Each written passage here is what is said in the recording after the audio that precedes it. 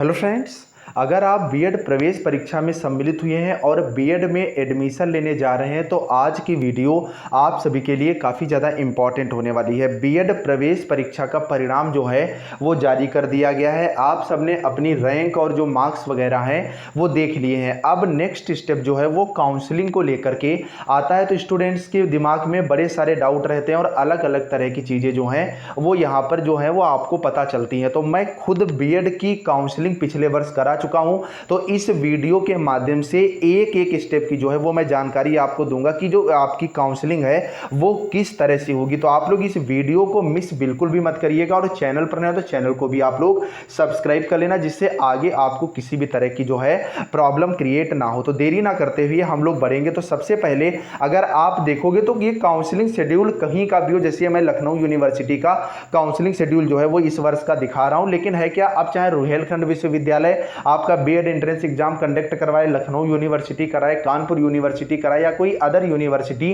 Conduct कराए, counselling का पूरा शेड्यूल जो है वो एक रहता है। तो जब काउंसलिंग आपकी शुरू होगी तो सबसे पहले जैसे फॉर्म की संख्या लगातार बढ़ रही है, इस बार 7 लाख के आसपास फॉर्म जो है वो पड़ा हुआ था, तो रैंक के हिसाब से यहां पर एडमिशन जो है वो होता है। तो सबसे पहले राउंड में जिन भी स्टूडेंट्स की रैंक जो है वो 1 से लेकर के 75,000 तक है उनको जो है वो मौका मिलेगा। उसके बाद जो है सेकेंड जो राउंड है उसमें 75,000 से 2 लाख रैंक तक के स्टूडेंट्स को मौका मिलेगा। तीसरे राउंड में 2 लाख से लेकर के 3.5 लाख और उसके बाद 3.5 लाख से लेकर के जहां तक स्टूडेंट बचते हैं वहां तक जो है वो एडमिशन होगा। उसके बाद शुरू होती है पूल काउंसलिंग। पूल काउंसलिंग में उन स्टूडेंट्स को मौका मिलता है जो फर्स्ट, सेकेंड, थर्ड या फोर्थ राउंड में बच जाते हैं और सबसे लास्ट में डायरेक्ट एडमिशन जो है वो शुरू होते हैं। आपकी काउंसलिंग जो है वो 3 स्टेप में होती है। सबसे पहला जो स्टेप होता है उसमें आपको रजिस्ट्रेशन करना होता है। दूसरा जो स्टेप होता है उसमें आपको चॉइस फिलिंग करनी होती है। अब बात आती है कि कितने कॉलेज जो है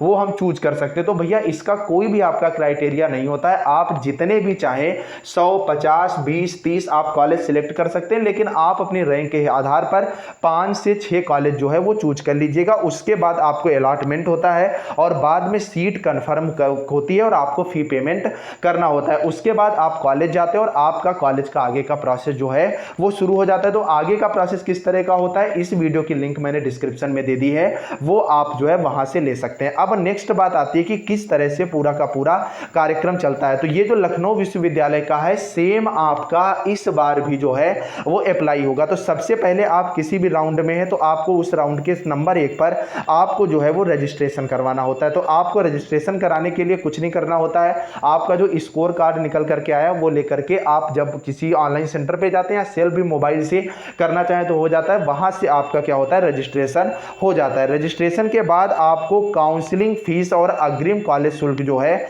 वो भुगतान करना होता है, जिसमें 5,000 रुपए जो है वो कॉलेज की एडवांस फीस होती है और 750 रुपए रजिस्ट्रेशन की जो है वो फीस होती है। कुल मिलाकर के 5750 रुपए जो है फर्स्ट राउंड में आपको पेमेंट करना होता है, जैसा कि इस बार भी पेमेंट किया गया है। अब अगर आपको सीट अलॉट नहीं होती है तो ये 750 रुपए जो है ये आपके वापस नहीं होंगे, 5,000 रुपए आपके वापस आ जाते हैं, लेकिन इनमें भी काफी ज्यादा समय लग जाता है। नेक्स्ट यहां पर बात निकल करके आती है कि दूसरे स्टेप में आपको जो है चॉइस फिलिंग होती है। चॉइस फिलिंग में आप जो है अपने कॉलेजेस चूज करते हो और कॉलेज चूज करने से पहले भैया कुछ चीजों का ख्याल रखना आपके लिए जरूरी होता है कि कॉलेज भरते समय आपको यह ध्यान रखना जरूरी है कि आप जो कॉलेज चूज कर रहे हैं क्या आप वहां पर सेटिस्फाई है या नहीं है। अगर आप प्राइवेट कॉलेज चूज कर रहे हैं तो आप एक बार कॉलेज जाकर के वहां के जो क्रियाकलाप हैं उनसे जरूर जो है अवगत हो जाइएगा। उसके बाद स्पष्ट रूप से लिखा है कि अभ्यर्थी जितने चाहें उतने विकल्प दे सकते हैं, लेकिन अस्वीकृति से बचने के लिए अधिक विकल्प जो है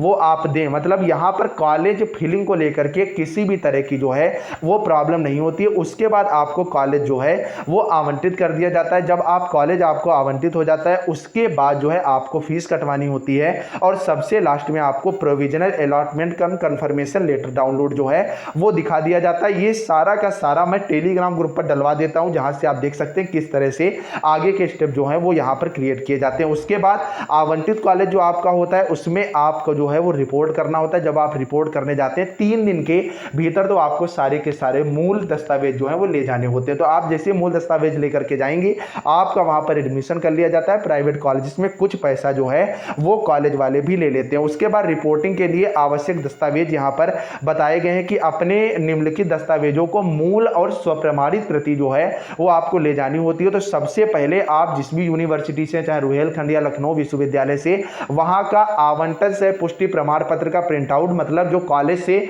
आपका सबसे लास्ट में प्रोविजनल लेटर निकल के आता है, वो आपको ले जाना होता है। दूसरा आपका बीएड का प्रवेश पत्र, आवेदन पत्र, स्कोर कार्ड, मतलब तीनों चीजें आपके पास होनी आवश्यक है कि आवेदन पत्र भी आपको ढूंढ के रख लेना है, दूसरा एडमिट कार्ड भी रख लेना है, स्कोर कार्ड भी रख लेना है। अगर कोई चीज नहीं भी मिलती है, आवेदन पत्र वगैरह, तो इतना ज्यादा इशू नहीं होता है, कॉलेज वाले अपने स्तर से देख सकते हैं। उसके बाद जन्म तिथि का प्रमाण पत्र, वो 10वीं का ही प्रमाण पत्र मान लिया जाता है। और शुरुआत से लेकर के अंत तक, मतलब 10th 12th graduation, post graduation, सारे आपको अर्थात सर्टिफिकेट ले जाने होते हैं। इसी के साथ साथ जो आपकी जाति प्रमाण पत्र है वो ले जाना होता है। उसी के साथ साथ आधार कार्ड आपको ले जाना कंपलसरी है। और 2 फोटो के साथ साथ सभी जितने भी आपने शुल्क जमा करें, चाहे 5,750 वाला है या जो आप बाद में 47,000 कटवाएंगे, वो सारे के सारे आपको शुल्क के भी जो है वो आपके रसीदें वहां पर ले जानी होती है। वो रसीद ले जाकर के आप जैसे कॉलेज में विजिट करते हो, आपका एडमिशन जो है वो क्लियर हो जाता है। अब एक यहाँ पर नेक्स्ट बात और निकल करके आती है कि ये काउंसलिंग प्रक्रिया में अगर कॉलेज अलॉट ना हो तो क्या होगा। तो अगर आपका कॉलेज अलॉट नहीं होता है तो ऐसे में आपको पूल काउंसलिंग में जो है वो मौका मिल जाता है। अगर इस बार आप बात करोगे तो कट ऑफ का मैंने फिलहाल तो वीडियो दे दिया, आप लोगों को देख सकते हो। अदरवाइज अगर आपके नंबर 230 से 240 तक जनरल कैटेगरी में है तो यहां पर आपको कॉलेज अलॉट होने की 100% संभावना है कि आपको गवर्नमेंट कॉलेज मिल जाएगा। बाकी प्राइवेट कॉलेज को लेकर के आप इतना ज्यादा टेंशन मत लीजिएगा, लेकिन भैया आपसे रिक्वेस्ट है कि कॉलेज जाकर के एक बार कंफर्म जरूर कर लीजिएगा जहां पर आप एडमिशन लेना चाह रहे हैं कि वहां की फैसिलिटीज क्या क्या है। अदरवाइज अब शेड्यूल बहुत बदल चुका है, सेमेस्टर प्रणाली है, आपके लिए बीएड करना जो है वो मुश्किल हो जाएगा। तो उम्मीद है आज की वीडियो आप लोगों को यार पूरी इंफॉर्मेटिव जरूर लगी होगी। अगर लगी है तो कमेंट करिएगा और कमेंट में कोई डाउट है वो पूछ लीजिएगा। बाकी एक व्हाट्सएप ग्रुप है मेरा, उसके लिए आपको टेलीग्राम ग्रुप ज्वाइन करना पड़ेगा, वहां से मैं व्हाट्सएप ग्रुप में आपको ज्वाइन कर लूंगा। जाते जाते चैनल को सब्सक्राइब, वीडियो को लाइक करके जरूर जाइएगा। तो चलिए फ्रेंड्स, मिलते हैं नेक्स्ट अपडेट के साथ, तब तक के लिए बाय बाय।